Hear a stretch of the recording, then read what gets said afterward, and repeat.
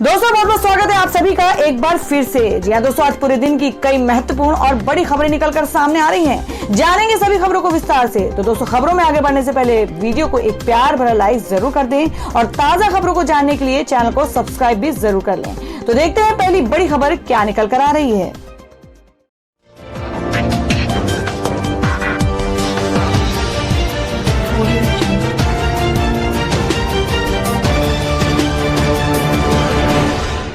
दोस्तों, आज की पहली बड़ी खबर बता दें कि प्राइवेट नौकरी करने वालों के लिए है एक बड़ी खबर। दिवाली से पहले सरकार कर सकती है नई स्कीम का ऐलान। जी आपको बता दें कि वित्त मंत्री निर्मला सीतारमण के साथ मिलकर वित्त राज्य मंत्री अनुराग सिंह ठाकुर भी कोरोना वायरस महामारी से प्रभावित अर्थव्यवस्था को उबारने के प्रयास में जुटे हुए हैं। उन्होंने कहा कि अर्थव्यवस्था की हालत दुरुस्त करने के लिए केंद्र सरकार आगे भी जरूरी कदम उठाने के लिए तैयार है।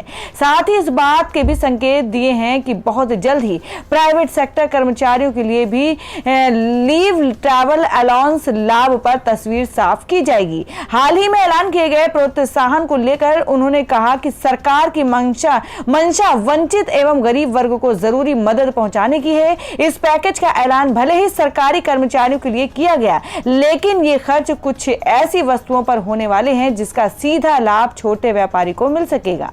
प्राइवेट सेक्टर के कर्मचारियों को LTA लाभ दिए जाने को लेकर उन्होंने कहा कि बहुत जल्द उन कर्मचारियों के लिए बारे में भी स्पष्टीकरण जारी किया जाएगा जिन्होंने नए टैक्स सिस्टम को अपना लिया है या जिन्होंने पहले ही LTA का लाभ ले लिया है। आने वाले सप्ताह में इस बारे में स्पष्टीकरण जारी हो सकता है।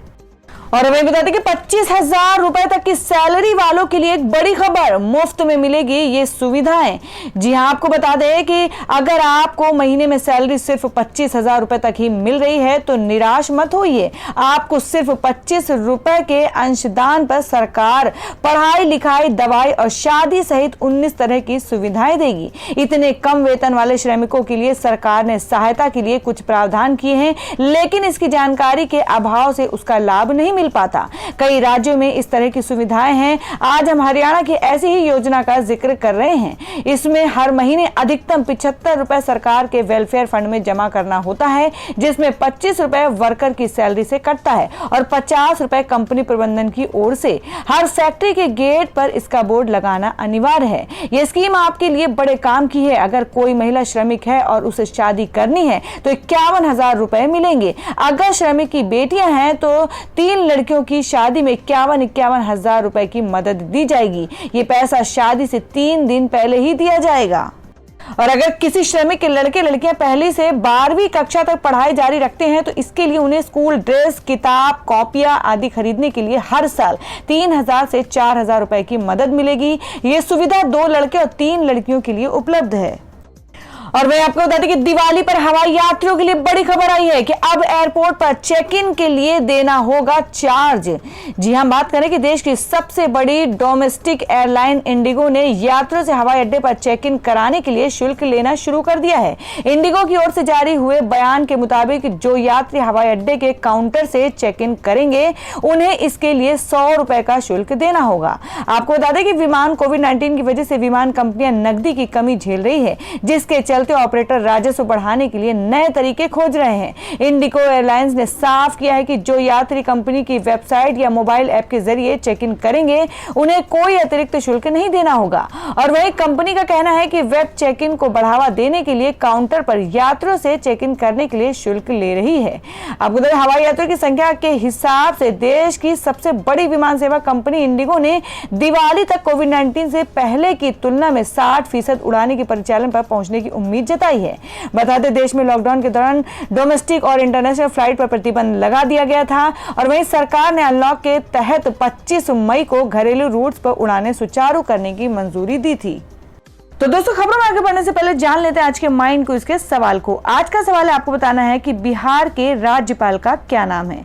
इसका जवाब आपको वीडियो के नीचे कमेंट बॉक्स में देना है और सही जवाब देने वाले को रैंडमली सिलेक्ट किया जाएगा और वो जीत सकते हैं एक बम्पर पुरस्कार। तो बढ़ते हैं अगली खबर की ओर। और वहीं अगली खबर में आपको बता दें कि मिलावटखोरी पर सख्त, गहलोत सरकार त्योहारी सीजन में चलाएगी शुद्ध के लिए युद्ध अभियान।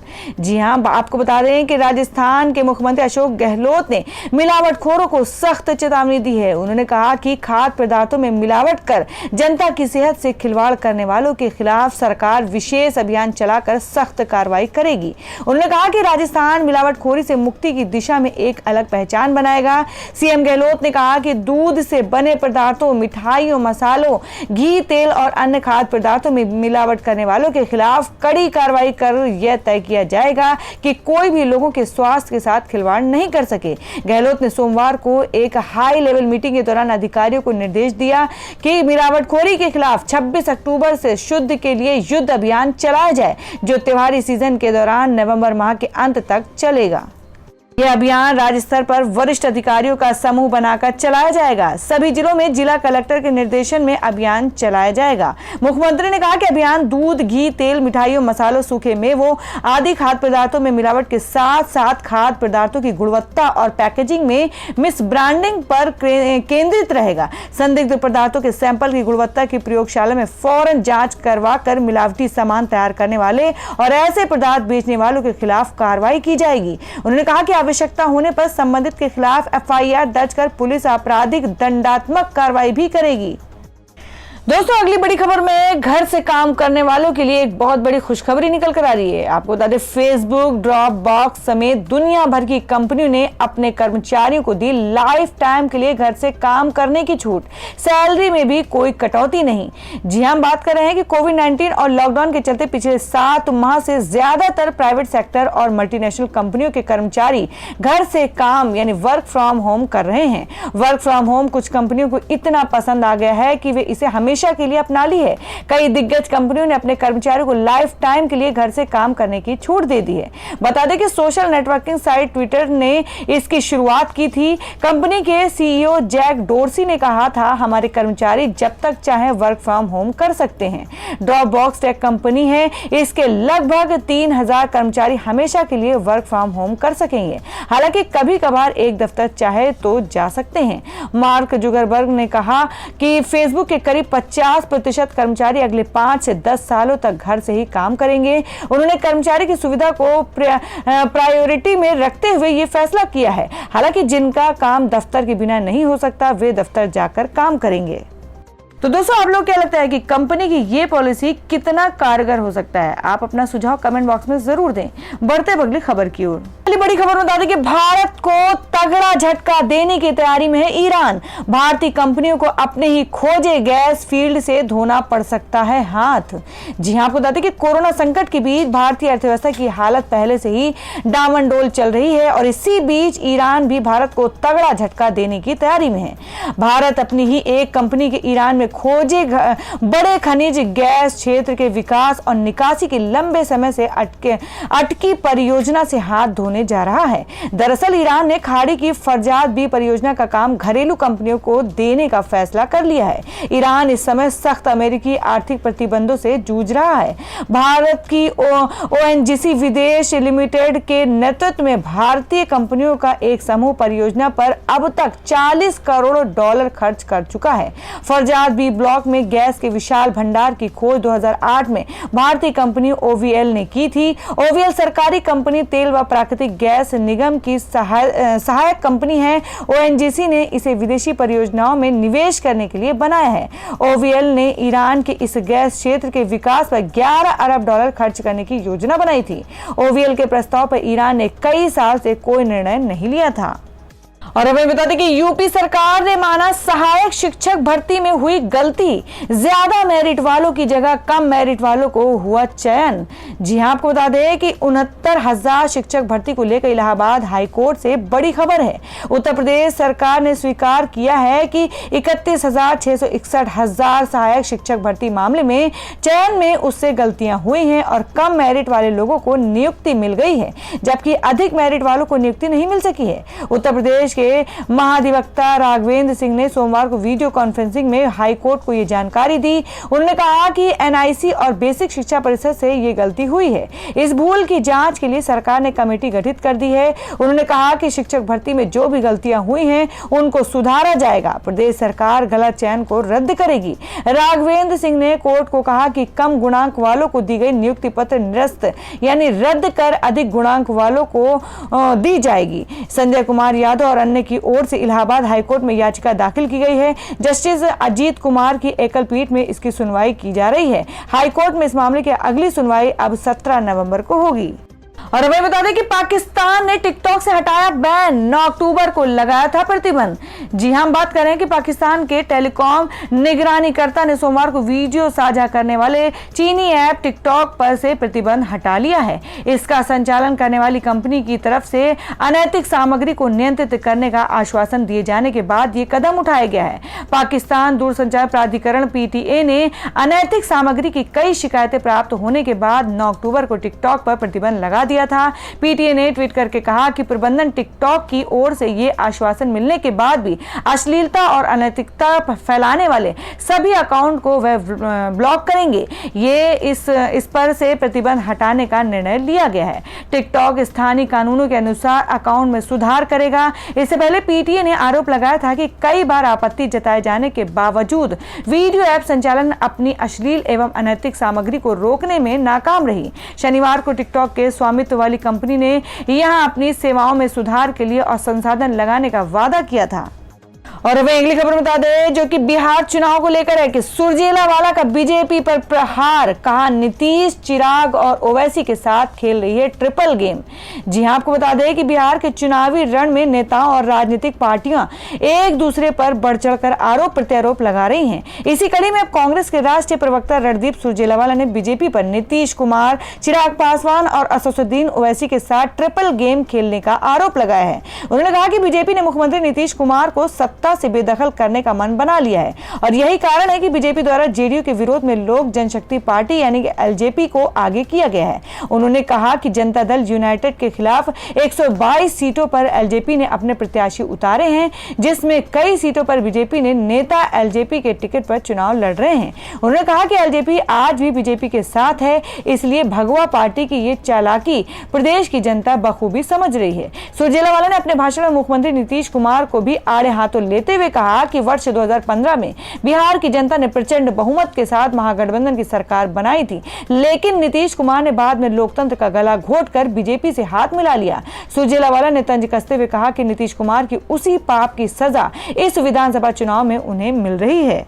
अगली खबर में आपको बता दें कि पश्चिम बंगाल में जेपी नड्डा का ऐलान, कहा जल्द लागू करेंगे सीएए, कोरोना की वजह से हुई देरी। जी हां, आपको बता दें कि भाजपा अध्यक्ष जेपी नड्डा ने सोमवार को पश्चिम बंगाल की सत्ताधारी तृणमूल कांग्रेस की सरकार पर फूट डालो और राज करो की नीति पर चलने का आरोप लगाया और कहा कि राज्य में नागरिकता संशोधन कानून लागू होना तय है। अपने एक दिवसीय दौरे पर बंगाल पहुंचे नड्डा ने 2021 में प्रस्तावित पश्चिम बंगाल विधानसभा चुनाव से पहले संगठनात्मक तैयारियों का जायजा लिया और विभिन्न समुदाय के लोगों से चर्चा की। नड्डा ने कहा कि भाजपा और प्रधानमंत्री नरेंद्र मोदी जी की मूल नीति है सबका साथ, सबका विकास, सबका विश्वास। दूसरी पार्टियों की नीति है भेद डालो, समाज को बांटो, अलग अलग करके रखो, अलग अलग मांग करो और राज करो। उन्होंने आगे कहा कि वर्तमान सरकार पश्चिम बंगाल यही कह रही है, फूट डालो और राज करो। सबको समावेश करके चलने की ताकत सिर्फ मोदी जी में है। भाजपा समाज को जोड़ती है जबकि वे लोग समाज को तोड़कर वोट बैंक की राजनीति करते हैं।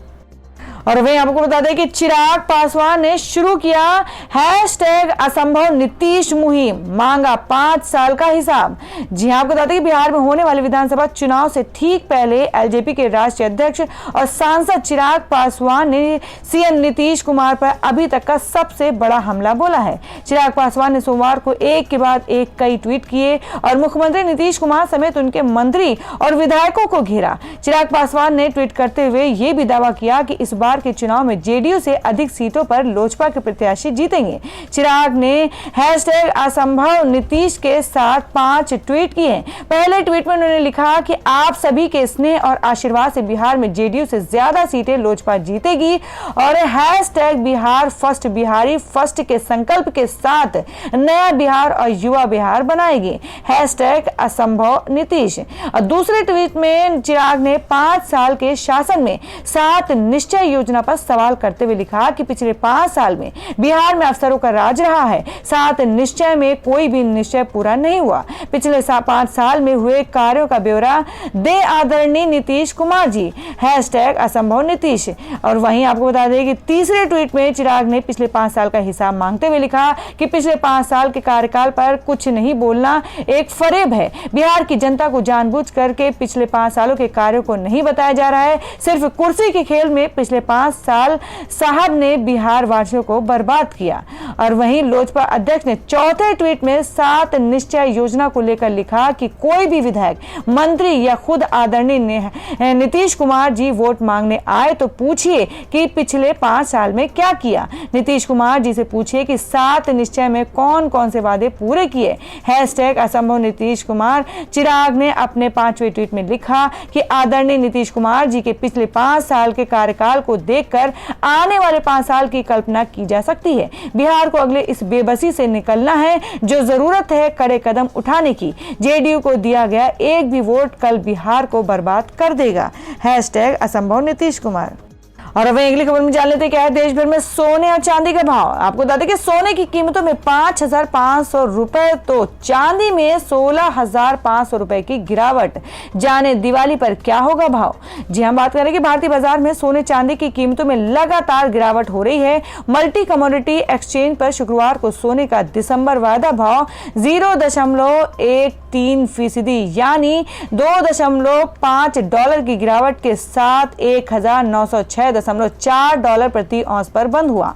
और वहीं सोने का वैश्विक हाजिर भाव $9.42 की कमी के साथ $1,899.29 प्रति औंस पर बंद हुआ। चांदी का दिसंबर वायदा भाव $0.18 की बढ़त के साथ $24.41 प्रति औंस पर बंद हुआ। और वहीं चांदी का वैश्विक हाजिर भाव $0.14 की गिरावट के साथ $24.16 प्रति औंस पर बंद हुआ। और अब अगली खबर में जान लेते क्या है देश भर में मौसम के ताजा हालात। जी आपको बता दें कि इन राज्यों में हो सकती है भारी बारिश। तेलंगाना, हैदराबाद में स्थिति है गंभीर। जी हम बात करें कि अरब सागर के ऊपर बना निम्न दबाव का क्षेत्र और ज्यादा मजबूत हो गया है। भारत मौसम विभाग यानी IMD के चेतावनी विभाग ने जानकारी दी है और यह दबाव का क्षेत्र भारतीय तट से दूर जा रहा है। हालांकि इससे पश्चिमी तट के मौसम में किसी खास बदलाव के आसार नहीं है। इसके अगले 48 घंटे में पश्चिम की ओर और आगे बढ़ने और फिर कमजोर पड़ने की संभावना है। विभाग ने मछुआरों को समुद्र में नहीं जाने की सलाह दी है। बता दें कि इसके चलते सौराष्ट्र और कच्छ के तटीय इलाकों में कुछ जगहों पर हल्की बारिश हुई। इसकी वजह से आंध्र प्रदेश, यनम और रायलसीमा में अगले 4 दिनों तक गरज चमक और तेज हवा के साथ भारी बारिश की आशंका। तो ये थी अब तक की सभी बड़ी खबरों की अपडेट्स। टुडे ब्रेकिंग न्यूज और लेटेस्ट खबरों को देखने के लिए हमारे चैनल को सब्सक्राइब जरूर कर लें। वीडियो को लाइक और शेयर भी जरूर कर दें अपने दोस्तों और रिलेटिव्स के साथ। तो दोस्तों फिर मिलेंगे काम की खबरों और सरकारी योजनाओं की एक और नई वीडियो के साथ। तब तक के लिए धन्यवाद दोस्तों।